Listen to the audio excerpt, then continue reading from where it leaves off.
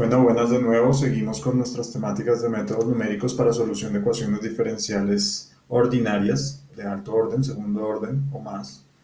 Bien, y lo que nosotros hemos visto acá son ecuaciones diferenciales que modelan nuestras pandeo de columnas, de vigas, perdón, pandeo de vigas, nuestra teoría de Euler-Bernoulli. Habíamos escrito todas nuestras ecuaciones, ¿cierto? En términos vectoriales, hallando esta única ecuación sujeta a condiciones de contorno en ambos apoyos de los extremos de la viga. Y habíamos aplicado nuestras definiciones, aproximaciones de las segundas derivadas espaciales a nuestros términos vectoriales.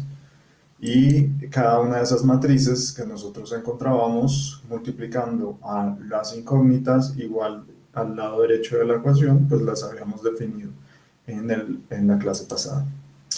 Habíamos visto que teníamos que llegar a un ensamblaje de una matriz global, ¿cierto? Para todos los nodos de la discretización de la viga, que nos dé solución a todos los grados de libertad o las incógnitas que nosotros tenemos para todos los nodos de nuestra viga.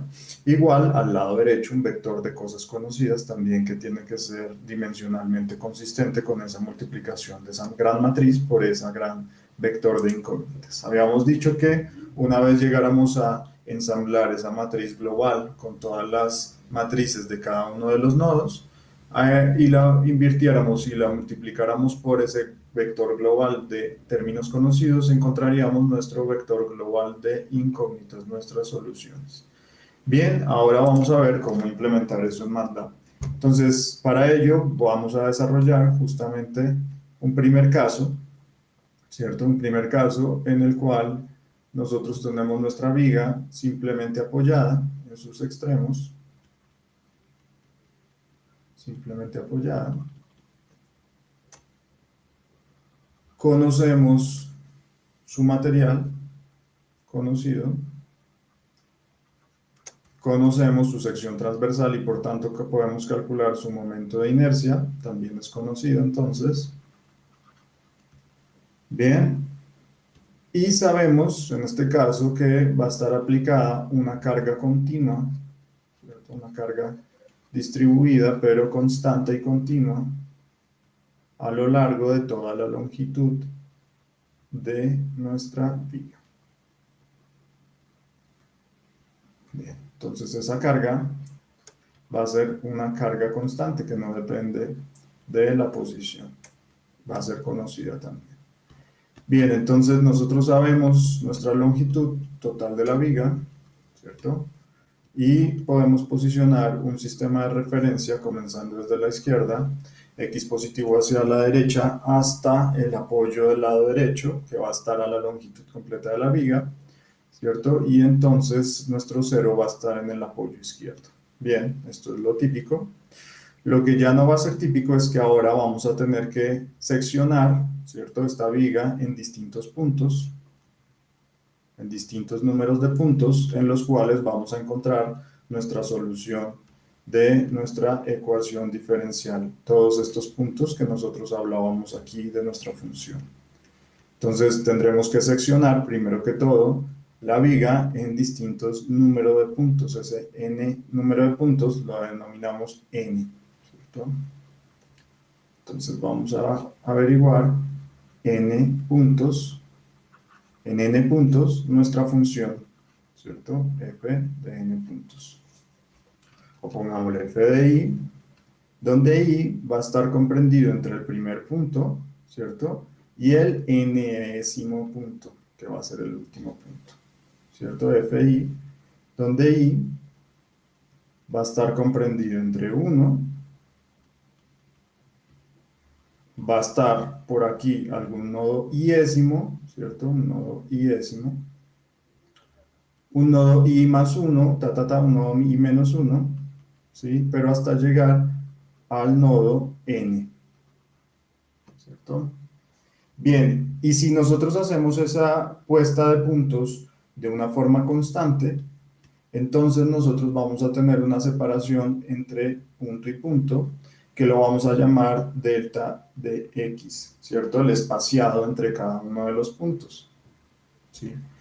Y si se fijan, ese delta de x, ya que el primer punto está en 0, yo lo puedo calcular como la longitud total de la viga, ¿cierto? Sobre el n número de puntos menos el primero, porque el primero está en 0, ¿cierto? Entonces, n menos el primero.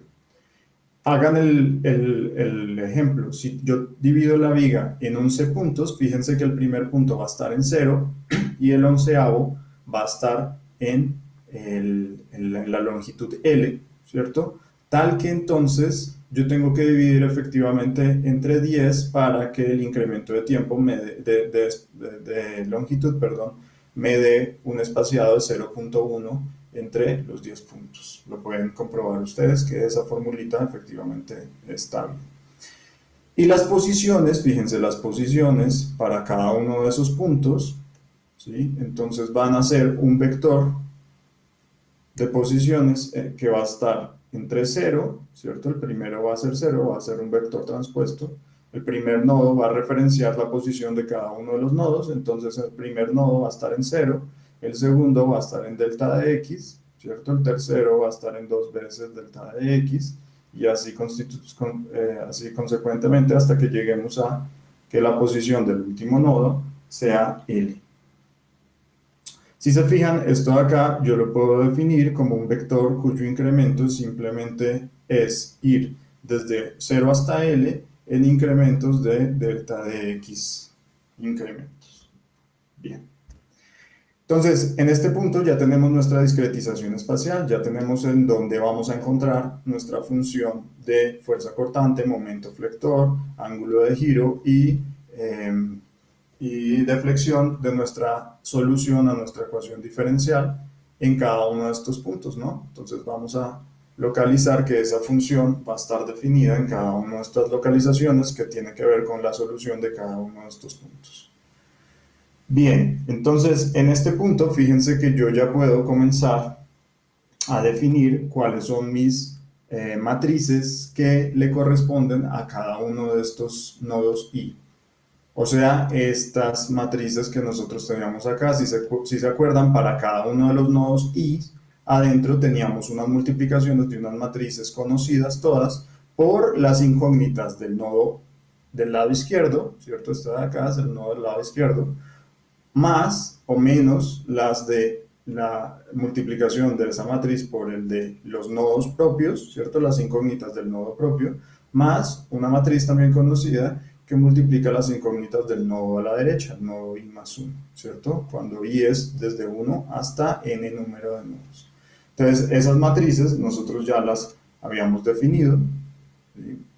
Y las podemos ensamblar, esas matrices.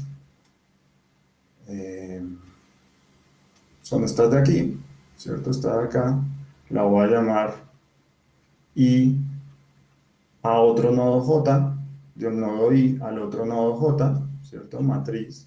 Y esta de acá la voy a llamar matriz que multiplica nuestro nodo I a las incógnitas del mismo nodo I. ¿Cierto? Bien.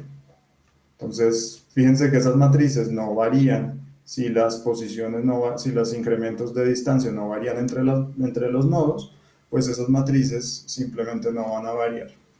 ¿Listo? Bien. Esas matrices solamente tienen que ver con el módulo de elasticidad, que es conocido, con el momento de inercia, que es conocido, y con el término de incremento, que es conocido. Bien, fíjense que acá yo puedo definirlas, el ensamblaje de esas matrices, simplemente con cada uno de los términos, como lo habíamos deducido en la clase pasada, ¿cierto? Y que dependen del incremento de x. Fíjense que yo aquí ya calculé cómo es mi incremento de x para una longitud de 1 metro y 11 número de nodos, ¿sí? De la discretización espacial. Y yo, sin problema, puedo llenar todas esas matrices en términos de cosas conocidas como las que tenemos. Bien. En cambio, nuestro vector B de cosas conocidas, nuestro vector del lado derecho, ¿cierto? B de cosas conocidas para cada nodo I, si se acuerdan, tiene que ver con menos la derivada de la carga respecto de la longitud, ¿cierto? Aquí es en la segunda posición es menos la carga la tercera 0 y la cuarta 0, ¿cierto? Y este vector, si se fijan, ya que este ejemplo de carga es de un caso constante de carga, entonces esto va a ser exactamente 0, ¿cierto? No va a variar la carga en el, en el espacio, va a ser 0 el primer término, esta de acá, en cambio, sí yo la tengo que definir, cuánto es que vale, ¿cierto? Este tiene que ser 0 y el último 0. Listo. Entonces, hasta acá yo ya tengo hechas todas mis matrices de cada uno de los nodos. Fíjense que no necesito más que esto, ¿cierto? Yo puedo definir, por ejemplo, que nuestra carga vale 1, ¿cierto? 1, un kilogramo fuerza por metro cuadrado, por ejemplo. Bien. Y ahora nos haría falta, entonces fíjense que si yo la defino así, entonces yo ya tengo que mi vector de cosas conocidas, aquí está, de la matriz local, yo ya sé que ese es 0, menos 1, 0 y 0. Aquí lo tengo 0, menos 1, 0 y 0, si yo lo defino con una constante 1. Y ahora entonces me faltaría mirar cuál es el ensamblaje que yo tengo que hacer de toda la matriz global, de toda la matriz de esta de acá, que multiplica, pasa por todos los términos, todos los nodos, desde el nodo 1 hasta el nodo n, y multiplica todos mis vectores de incógnitas de todos esos nodos. ¿Listo? Entonces, para eso, fíjense que yo tengo que saber cuáles son mis condiciones de contorno. Yo había dicho que todas estas ecuaciones están sujetas a condiciones de contorno. Entonces, las condiciones de contorno básicamente son, en este caso, condiciones de la solución en el primer nodo y en el nodo enésimo, ¿cierto? Entonces, yo voy a hacer que mi solución del primer nodo, que es mi fuerza cortante en el primer nodo, ¿cierto? En el primer nodo, mi momento flector en el primer nodo, mi ángulo de giro en el primer nodo y mi deflexión en el primer nodo. Algunas de estas pueden ser conocidas y algunas desconocidas. En este caso, yo voy a asegurarme, simplemente por ser un ejemplo, de que conozco todas las valores de esa solución, ¿cierto? Yo conozco toda la solución en el primer nodo. ¿Cómo lo puedo yo hallar? Bueno, pues puede ser mediante la estática, ¿cierto? La estática y conocimientos a priori de nuestra tipo de empotramientos, ¿cierto? Entonces aquí serán simplemente apoyados.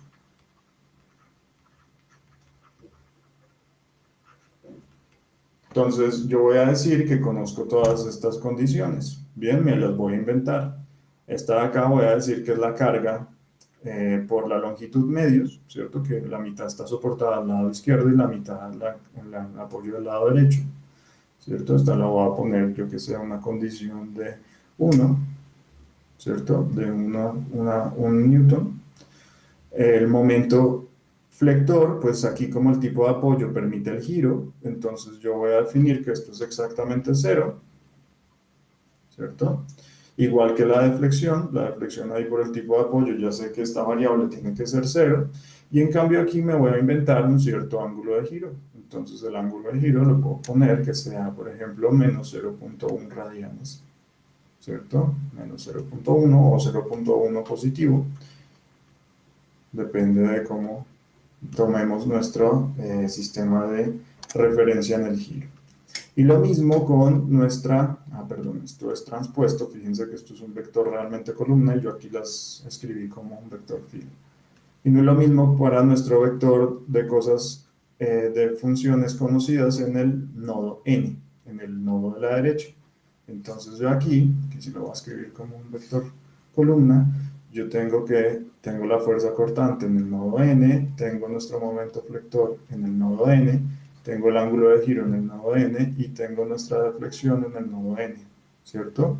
Igual yo voy a considerar entonces que aquí yo sé que nuestra fuerza cortante en este caso va a ser menos 1, ¿sí? Va a llegar ahí a menos 1, para que el valor de la reacción del nodo del apoyo de la derecha lo compense con un valor de 1, ¿cierto? Si estoy diciendo que la carga, si es que la carga por la longitud medios, pues me lo estoy inventando, debería ser 0.5. Bien, o 0.025, 0.25. Bien, igual acá no va a tener momento flector, voy a tener un cierto ángulo de giro que va a ser simétrico, ¿cierto? Va a ser menos 0.1. Fíjense que todas estas cosas me las estoy inventando, pero ustedes las pueden sacar bien deducidas de todo el análisis estático.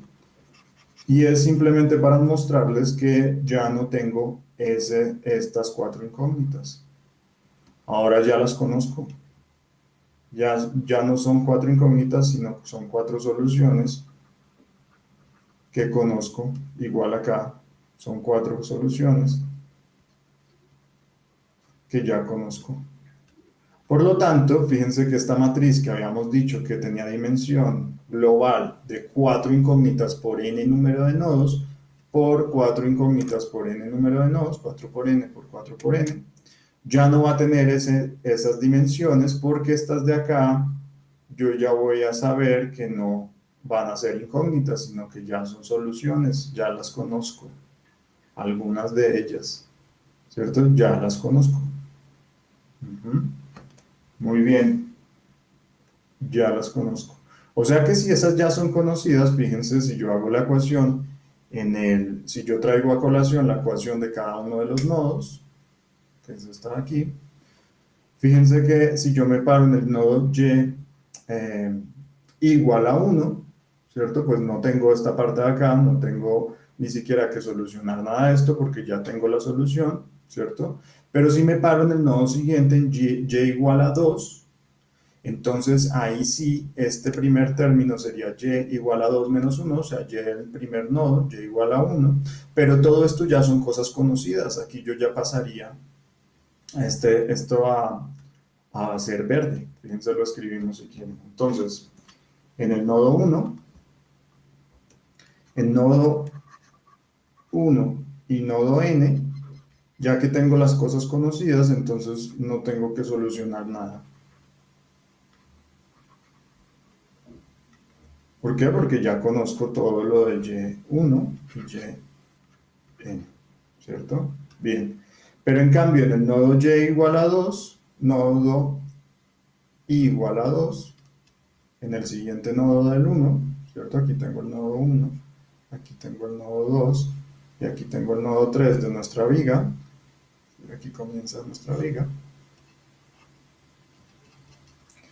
Entonces, ahí yo tengo en ese nodo 2, si tengo la ecuación que me dice, bueno, está de acá, fíjense, la había yo denominado nuestra matriz IJ, ¿cierto? Que multiplica el nodo distinto del nodo I por Y de cosas 1, ¿cierto? Menos nuestra matriz I del nodo I que multiplica las incógnitas del nodo I por nuestra incógnita que es el nodo 2, más nuestra IJ que multiplica las cosas del nodo 3, las incógnitas del nodo 3, y todo esto es igual a nuestro vector B, ¿cierto? Del nodo 2. Entonces fíjense qué cosas tenemos conocidas, aquí lo hacemos con calma. Esto es conocido, esto es conocido, esto es conocido, ya lo llenamos, ¿cierto? Esto es conocido. Pero nuestra función del nodo 1 también es conocido.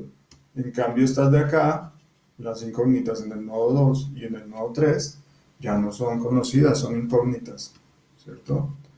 Bien, entonces todo esto de acá, fíjense que lo podemos pasar al lado derecho y dejar esto de aquí simplemente con las cosas al lado izquierdo de que multipliquen las incógnitas. Entonces esto sería menos este del nodo 2 más esta matriz IJ que multiplica las incógnitas del nodo 3, ¿cierto? Es igual a nuestro vector B de cosas conocidas en el nodo 2 menos, porque pasa al lado derecho, nuestra matriz IJ, ¿cierto? Que multiplica a nuestro vector y1 de cosas conocidas. ¿Sí? Ahora pasa a ser, fíjense, pasa a ser todo esto de acá, un término del lado derecho, y efectivamente esta matriz por ese vector me da un vector, ¿cierto? Que yo puedo restarle al otro vector, ¿sí? Entonces al final de cuentas todo esto de acá viene siendo un vector, algo así como un vector B asterisco, B', B asterisco del segundo nodo. Y en cambio acá, si seguimos teniendo matrices, ¿cierto? Cosas que conocemos, que multiplican a nuestros grados de libertad, nuestras incógnitas de el nodo 2 y del nodo siguiente, el nodo 3, que también son cosas que desconocemos. Listo. Y ya se habrán dado cuenta que debido a estas condiciones de contorno, también en nuestro nodo n-1, ¿cierto? En i igual a n-1, que es justamente el nodo de llegada, ¿cierto? El nodo antes de el soporte del lado derecho, este es el nodo n, y este es el nodo n-1, este es el nodo n-2. Entonces aquí también tenemos nuestras condiciones de contorno totalmente conocidas. Aquí conocemos qué es lo que está pasando porque yo las estoy especificando, y en cambio en el nodo n-2 y en el nodo n-1 no tenemos las condiciones de contorno conocidas, no tenemos cosas conocidas, son incógnitas. Entonces nuestra ecuación, bueno, ya lo voy a presentar directamente acá, pues ya sabemos que va a ser lo que multiplique, ay, perdón, esto sí me toca, el de acá, lo que multiplica este nodo anterior, ¿cierto? Y este es nuestra matriz IJ, que multiplica al nodo, a las incógnitas del nodo n-2, ¿cierto? Menos nuestra matriz II, que multiplica a nuestras incógnitas del nodo n-1, ¿cierto? Y esto es igual al vector b del lado derecho menos nuestra matriz IJ, ¿cierto? IJ que multiplica a las incógnitas, que ya no son incógnitas, sino que son valores conocidos del nodo yn. Entonces aquí la misma cosa, fíjense que todo esto acá es conocido, ¿sí? Estas matrices son conocidas, son nuestras matrices elementales, pero tenemos desconocidas nuestras incógnitas en el nodo yn-1 y yn-2. Listo. Para el resto de los nodos entre el 2 y el n-1, pues básicamente se nos va a cumplir esta ecuación de aquí que nosotros dedujimos, ¿cierto? Una matriz conocida por el vector de y del nodo anterior, ¿cierto? Menos la matriz conocida por el nodo y, las incógnitas del nodo actual, más la matriz conocida por las incógnitas del vector al lado derecho, es igual a un vector del lado derecho conocido. ¿Listo? Entonces aquí ya nosotros tenemos esos casos especiales, ¿cierto? De los nodos. Fíjense que vamos yendo por nuestra viga, llenando las cosas especiales que están pasando, ¿cierto? En los extremos ya sabemos que estos nodos no los tenemos que solucionar, nos los dan, ¿cierto? En el nodo 1 ya está todo ok, en el nodo n ya está todo ok, en el nodo 2 y en el nodo n-1 ya tenemos unas ciertas condiciones especiales, unas ciertas ecuaciones especiales, pero en cambio en todos los nodos entre ellos, ¿cierto? En todos estos nodos, pues tenemos que se nos cumple nuestra ecuación genérica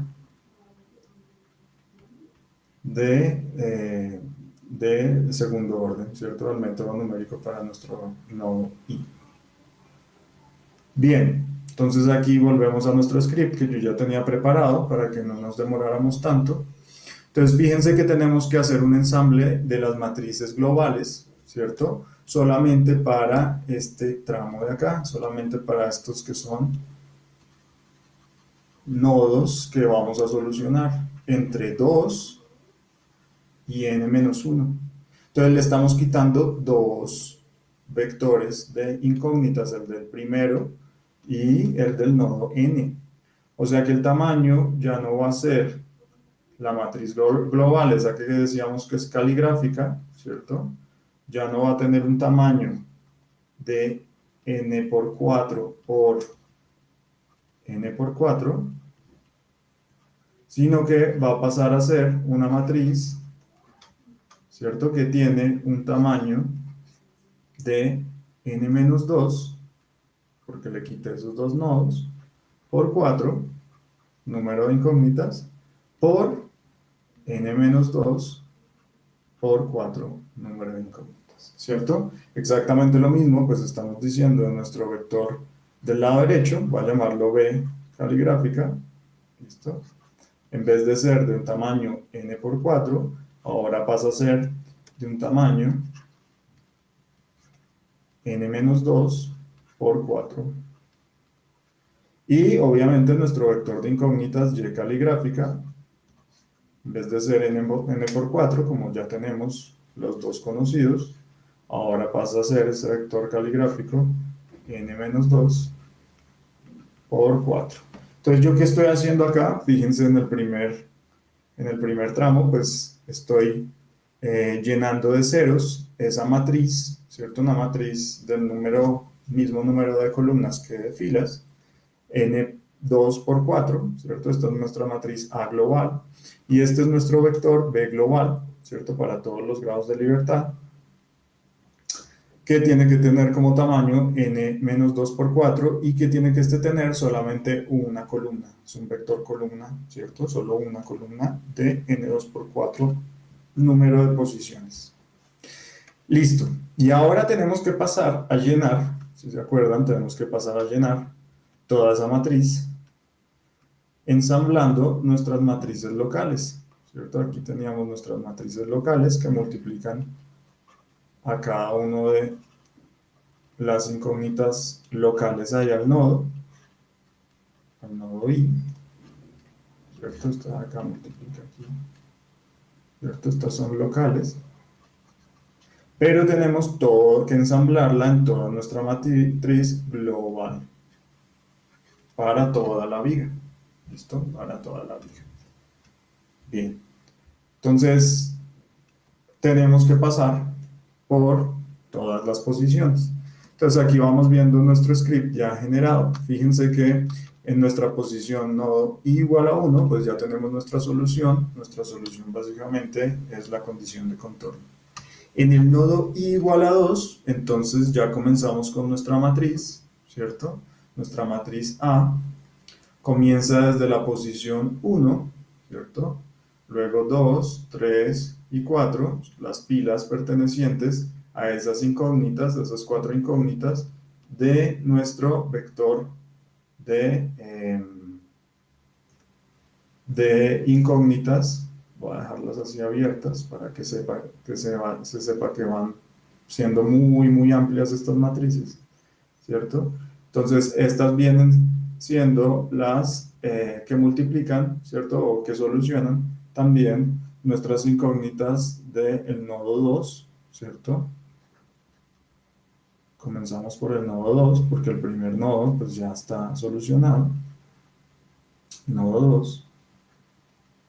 Ojo con estos dos, son de los nodos, no son del cuadrado, ¿cierto? Y todo esto, bueno, y aquí también, fíjense que después de esto vienen las incógnitas de nuestro nodo 3.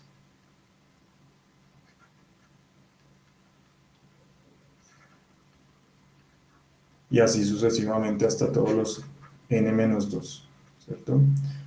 Bien, y aquí efectivamente vienen todas las del nodo B, las del vector B. Entonces, aquí nosotros tenemos que fijarnos que vamos en i igual a 2, ¿cierto? Pero que nuestra matriz nos va a tener que llenar las posiciones de 1 a 4, ¿cierto? Las posiciones de la columna del 1 al 4. Y va a tener que multiplicar las matrices, la matriz va a tener que multiplicar, ¿cierto? Estos términos de acá, del nodo 2 y del nodo 3. Estos de acá, del nodo 2 y del nodo 3. Entonces, nosotros vamos a tener que ver que la posición de inicio, ¿cierto? En nuestra fila va a ser la posición de la matriz 1, pero tiene que ver con la posición de inicio del nodo i igual a 2, ¿cierto? Lo mismo acá, aquí va a tener 1, 2, 3, 4, luego aquí va a estar la posición 5 6, 7 y 8, ¿cierto? Y estas de acá van a ser las filas que me solucionen a nuestras posiciones del nodo 3. Entonces, esto de acá va a ser del nodo i igual a 3, ¿cierto? Y lo mismo con las posiciones de las columnas. Entonces, fíjense que nuestra primera posición de la columna, lo que nos va a decir nuestra primera columna es que tiene que multiplicar a los términos de i igual a 2, también de igual a 2, ¿cierto? Aquí hasta la 4, ¿cierto? Multiplica cosas incógnitas del nodo i igual a 2.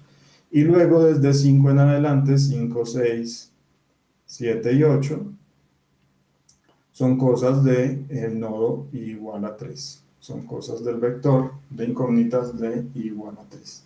Entonces tenemos que saber cómo nos posicionamos en esa matriz respecto del nodo i, ¿cierto? Para poder llenar esas posiciones 1, 2, 3, 4, 5, 6, 7, 8, que son las que necesitamos llenar y tocar ahí en nuestro ensamblaje global.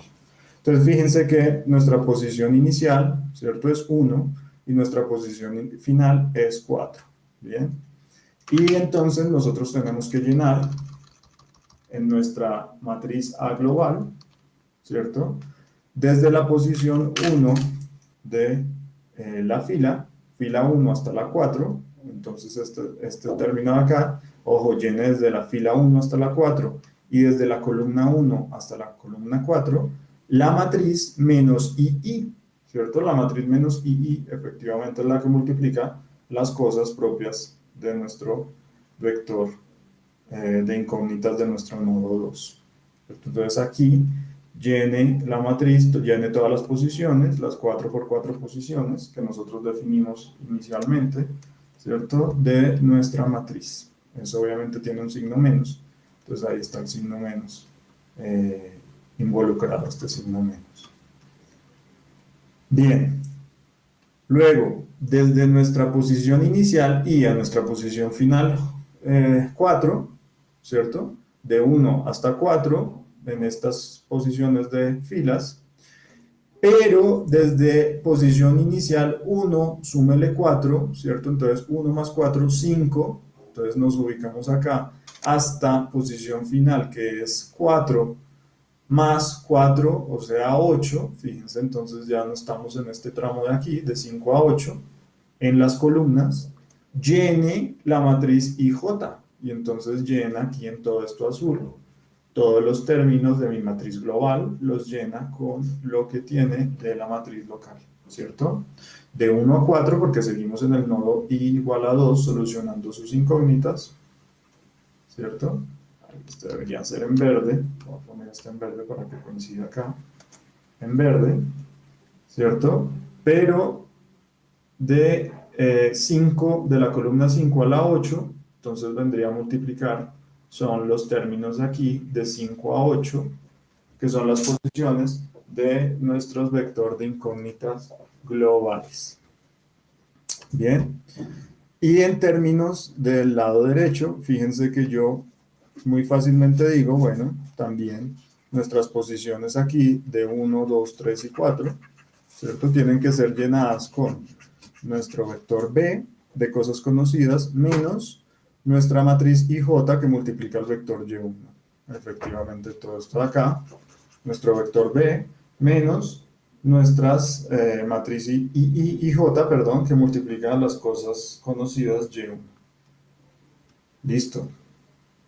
Entonces aquí ya tenemos también llenadas las posiciones de nuestro vector de global de cosas conocidas. Bien. Algo similar, bueno, no mentiras, pasemos al 3. Entonces en el 3, fíjense que yo lo que logro decir, tendría yo que evaluar cómo puedo, ¿cierto? Con el valor de i, posicionarme en las posiciones del inicio y de final de nuestras filas o de nuestras columnas de nuestra matriz A. Entonces aquí fíjense, voy a hacerlo con calma, 1, 2, 3 y 4, ya sabemos que todas estas son las posiciones en fila de nuestra i igual a 2, de nuestro nodo 2, Estas de acá son nuestras posiciones en fila de nuestro i igual a 3 y así consecutivamente, ¿cierto? Entonces aquí comienzan 5, 6, 7 y 8 y aquí 9, 10 y así tal.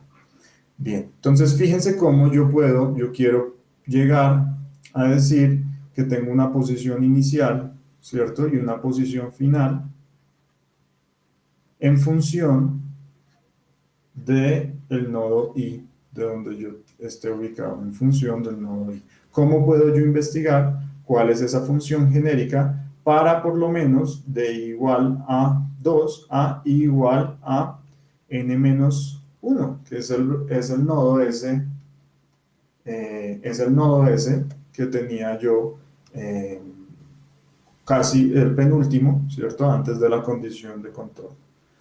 Bien, entonces fíjense que podemos ponernos a probar cómo construir esta función, ¿sí? Y entonces yo puedo decir de una vez acá que qué pasa si yo multiplico el i, ¿cierto? Por 4, por 4. Si yo multiplico el i por 4, fíjense que para i igual a 2 me estaría posicionando inicialmente en el nodo 8, en la posición 8. Entonces, esto de acá como que no nos funciona, nos está mandando muy lejos. Entonces, yo sigo probando. ¿Qué tal si ahora, entonces, le resto 1 al contador de i, que comienza en 2, ¿cierto? Y lo multiplico por 4. Entonces, si comienzan 2, esto sería 2 menos 1 por 4. Ah, bueno, ya por lo menos estoy llegando acá a la posición 4. Pero todavía me falta. Listo. Entonces, ¿qué pasa si yo en vez de restarle 1 al nodo i, al contador del nodo i, le resto 2 y lo multiplico por 4? Bueno, aquí comienza y nodo 2 menos 2, 0 por 4. Uy, bueno, me posicioné aquí en 0, ¿cierto? Por fuera de la matriz. Pero yo podría ver que a esta función le puedo sumar 1. Ah, y si le sumo 1, entonces ahora sí me estoy posicionando donde yo debo,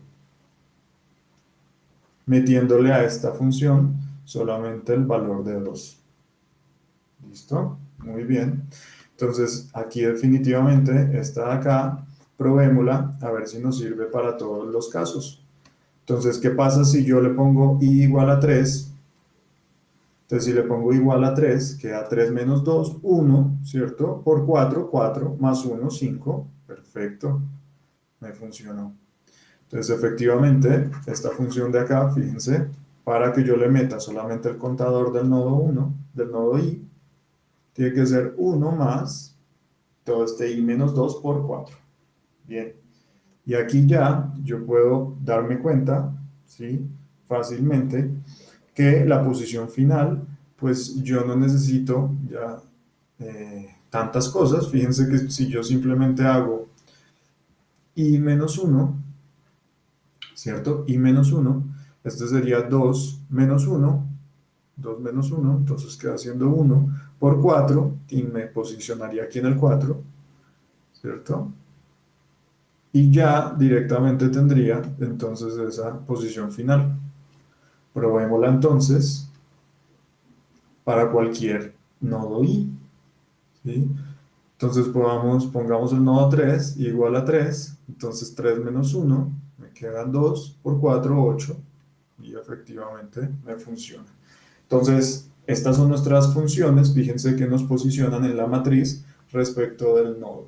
Bien, y lo único que yo tendría que hacer acá, pues es seguir entonces llenando, ¿cierto? Para el nodo 3, ¿cierto? Para el nodo 3, que es lo que toca multiplicar, ¿cierto? De su propia columna. Fíjense que esa posición del nodo i no sirve tanto para las posiciones de la fila como para las posiciones de la columna, de las columnas, ¿cierto? Todas estas de acá nos sirven también. Entonces, la función de i, ¿cierto? Que nos manda la posición inicial y la función de i que nos manda la posición final.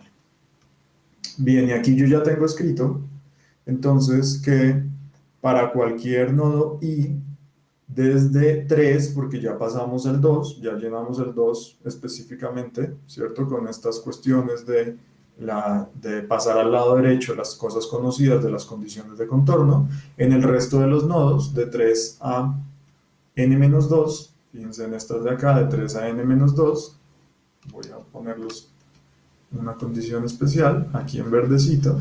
Estos de 3 a n-2, ya no tengo esa situación especial de pasar al lado derecho las cosas que yo conozco. Entonces, básicamente yo puedo hacer un ciclo que me llene automatizadamente desde 3 hasta n-2 todas nuestras posiciones de la matriz global, ¿cierto? Y del vector del lado derecho global. Entonces, si se fijan, las funciones de posición inicial y posición final ya nos posicionan en donde tenemos que llenar nuestro vector global y nuestras matrices, ¿cierto? Y en el caso de la vector global, pues es fácilmente identificable que tengo que llenar la posición inicial hasta la posición final de ese vector con lo que ya conozco del vector local, ¿cierto? Simplemente ese porque no pasa al lado derecho nada. Ahora, en términos de la matriz que multiplica las incógnitas propias, pues es simplemente de las filas posición inicial a la fila posición final, de la columna posición inicial a la columna posición final, porque está multiplicando a nuestras incógnitas de esas mismas posiciones. Llénela, todas esas cuatro, ¿cierto? Con 4 filas y 4 columnas con nuestra matriz II, ¿cierto? Y en cambio, fíjense, para los términos, ¿cierto? Que están en las mismas filas, porque son los términos del nodo I, pero que multiplican a las incógnitas del nodo anterior, del nodo I-1, pues yo le tengo que restar, ¿cierto? 4 posiciones, 5 a 1, pues le resto 4 posiciones a nuestra posición de inicio y que llegue a la posición final menos las 4 posiciones, ¿listo? Entonces ahí estamos llenando todo lo que corresponde a la multiplicación de las incógnitas del nodo I-1. Y llénelo con la matriz que yo conozco, ¿cierto? De IJ, de cosas que multiplican al nodo vecino. Lo mismo para nuestra matriz global, ¿cierto? De nuestro nodo I, pero que multiplica las cosas, las incógnitas del nodo I+1.